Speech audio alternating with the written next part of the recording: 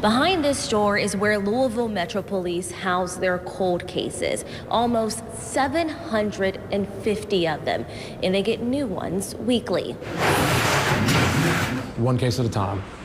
You know, you come in, try to advance that case the best you can, and then one case at a time. That's Detective Chris Rutherford's motto. He's one of the 3 investigators in the cold case unit. Rutherford has worked in LMPD's homicide unit for 8.5 years. And he's been working cold cases for almost 2, using a system called a cold case availability matrix to prioritize how cases are investigated. One of the big things now is like looking at the physical evidence that was collected and seeing what we can do with technological advances that we have now to advance the case. But he says with only 3 investigators working cold cases, there are challenges in getting answers for every family. A lot of it's manpower issues.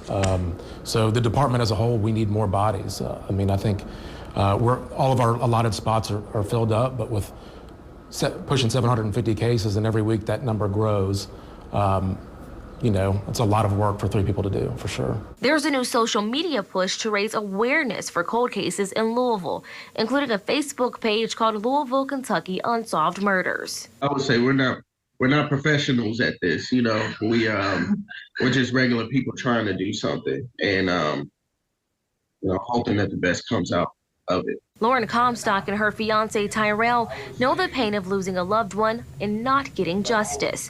Tyrell's brother, Michael Henley, was found dead in a trunk of a burning car on the Gene Snyder in January 2021. We don't want to feel forgotten in what we're going through, and we kind of realize that other people are going through the same thing. And that's how Lauren got the idea to create this page where dozens have already shared their story. I just felt like there were so many of them not getting the recognition that they deserve. Detective Rutherford says that this page is a good thing. I think the more spotlight on these cases, the better chance that we have of solving them. So I think it's great. And while the caseload continues to grow, he's hopeful more cases will be solved. I mean, there's probably hundreds that are just right there. And what we need is one person to come forward, one more piece of evidence that can link and corroborate something that someone has told us to get us over the finish line.